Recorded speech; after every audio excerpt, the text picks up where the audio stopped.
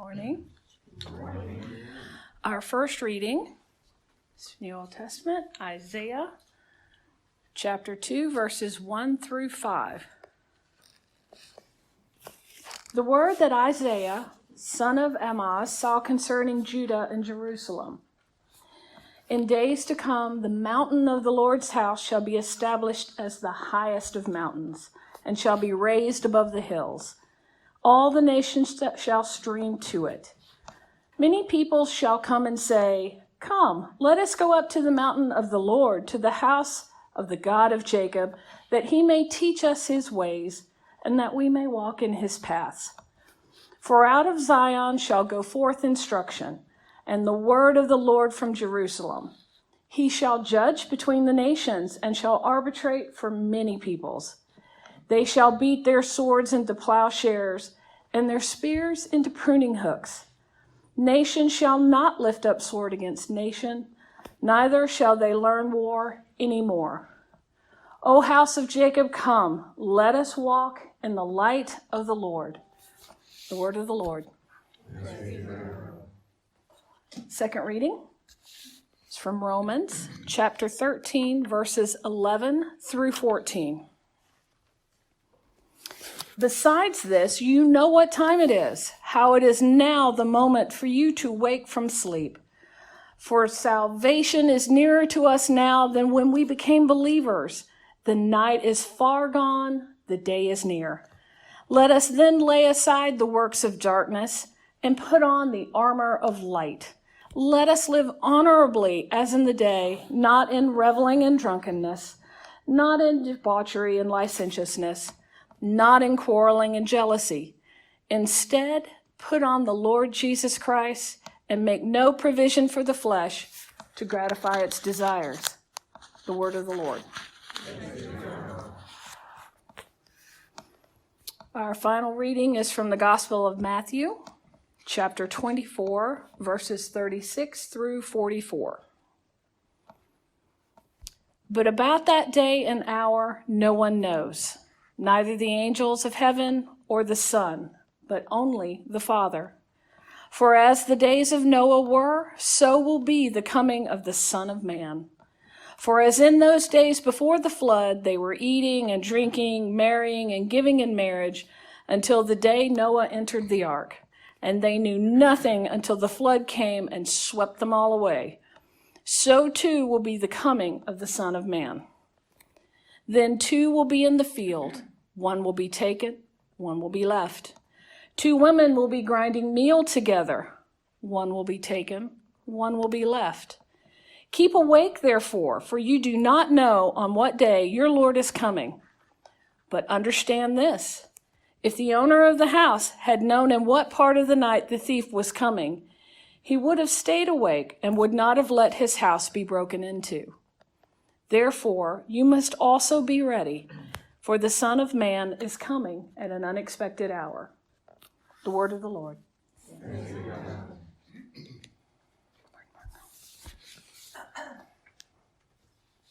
My dear friends, once a preacher or an evangelist, how they're called today, was preaching in a public plaza. The preacher was emphatic, screaming, "Jesus is coming!" And an imprudent drunk that was listening answered back, "He's not coming." "Jesus is coming!" The drunk responded, "He's not coming." "Jesus is coming!" And the drunk responded, "He's not coming." And the preacher, tired of the drunk's comments, replied, "Call the police on this man." The drunk responded, "Those are really coming," and left in a hurry. If you've been listening to my homilies, you will probably know by now that I will not say that people like the imprudent drunk represent the ones that are left behind. I believe that indeed God holds us accountable, and yes, all will be judged. But that judge is Jesus Christ. What I want to call to your attention is that sometimes we are like the imprudent drunk. We have more faith in human institutions than in God. And in order to understand better the promise given to us today, the promise of Advent, we need to really understand that Jesus' return is not bad news. On the contrary, Jesus' returns is nothing but good news to those of us who know the mercy and grace that Christ embodies. Therefore, Advent is here not to frighten us, but to clarify the lens of how we see ourselves and how we see the world. If we go to today's lessons, we will find in Isaiah that we are called to walk in the light of the Lord. Have you ever tried to walk in the dark? How many pinkies have been broken while walking in the dark? How many bruises? If you have light, why do you want to walk in the dark?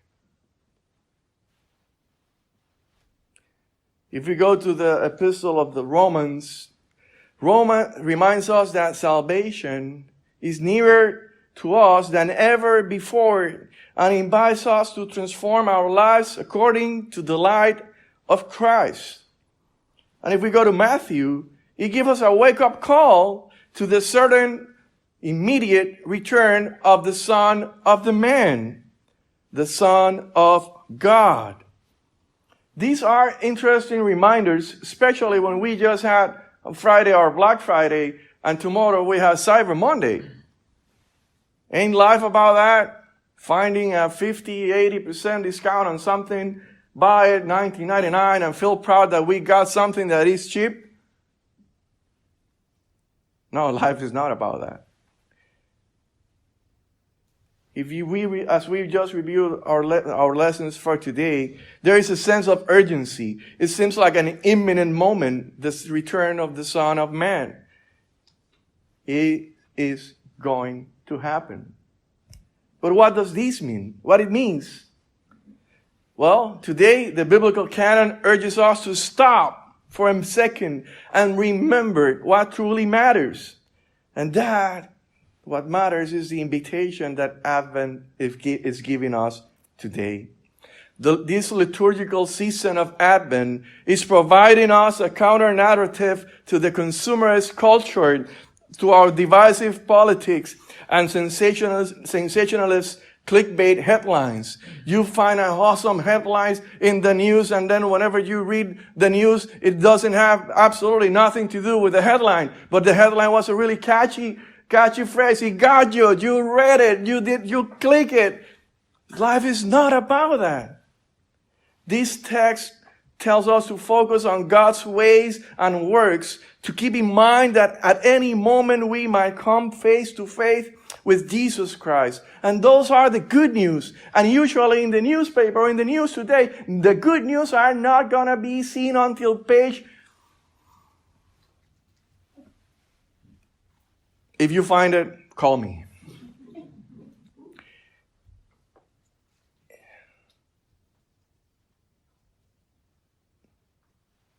Advent and our lessons for today are telling us that now is the moment to intentionally cultivate a sense of divine presence and purpose.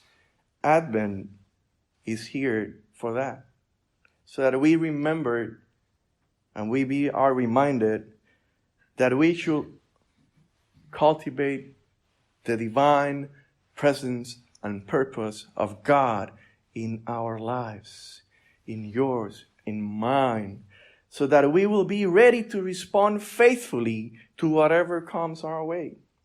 Advent calls us to pay attention to the divine in the midst of the mundane, and to live in ways that reflect who we are and to whom we belong.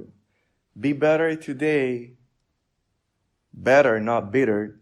Better today than what we were yesterday. And be better tomorrow than what we were today. I know that we are stressed for what is going on in the world, to people that we love, health issues, money issues, what is going to happen to me, what is going to happen when I'm not here, what is going to happen when he or she is not with us, just to name a few. But during this Advent, we need to proclaim the promise of Emmanuel, God with us and God for all creation. We need to proclaim God's promise of no more wars, certain justice, patient instruction, radical forgiveness, and exuberant homecoming. Jesus is coming. He is on his way. No matter what swirls around us, followers of Jesus cannot forget that it is time to walk in the light, put on the armor of light, be the light of the world, no matter if we are in the field or eating or drinking or working. As we gather for this first Sunday of Advent, perhaps we could see our worship as an opportunity to rub the sleep from our eyes, wake up and become alert to the presence of Jesus Christ in our lives and in our world. If we know we will encounter the divine in our daily living or very soon, how do we want to live? If you knew that Jesus will find you in 25 minutes, what will you do? If you knew that Jesus will be with you next Tuesday at 4 p.m., what will you do? If you knew that Jesus will be with you or will call you next Saturday at 11:59 p.m., what will you do? Because we know our deadlines for Cyber Monday, Black Friday. Every Wednesday, the newspaper brings a lot of promotions so that we can buy. We know that. But what we also should know, and put that on top of that, is what will we do? How will we live if we knew that Jesus will be with us on Wednesday or Saturday or whenever he decides to come or call us? If we know we will encounter the divine in our daily living, what do we want to be doing when we meet our Maker? What will we put aside? And what will we take up as a result of our alertness to God's judgment, instruction, and grace? It is also a good time to acknowledge our own fragility. Seeing God face to face is a very present concern. I'm sorry to tell you, but we all will die. We are going to die. And that is not an abstract thought exercise. That is the truth. What it means to know that we are going to die and leave behind those whom we love, or what it means to lose people that we love. How we will like to be remembered. If this was true and we knew it, how do we want to live? People change when they know they have little time left. Some dig a hole and never raise their face from it. But many others, due to the change of the sense of urgency, they transform their lives. They fill out their bucket list, focus on the present, and enjoy life to the fullest. They cherish every breath of air, savoring the sunlight and the little details. They know that they are going to meet their Maker. Even if we don't know when it is going to be, if we live aware of our own fragility, we will probably be honoring God in the best way that he could ever ask for any of his children. Because he knew and he knows that you are enjoying life to the fullest. Because you are listening to him, following him, living according to his instructions, and representing him wherever you go. And that sense of urgency should be in everyone's heart, no matter what's going on. If you have good health, good for you. But live like you will meet God next Monday. If you have appointments or you have not done things that you think you should do, please do. Don't wait. If you have something that you kind of put it in the, we call it the mother-in-law cleaning. We sweep, find the first rock, raise it, close it. You look around, wow, looks clean. And then all of a sudden, when the mother-in-law comes home, standing the same rock, all the dust comes out. Don't let things that you should have taken care of. Take care of them. Do not fear. The Son of Man is with you and is coming. But he's coming to save you, to redeem you, to remind you that you are not alone, to fulfill a promise.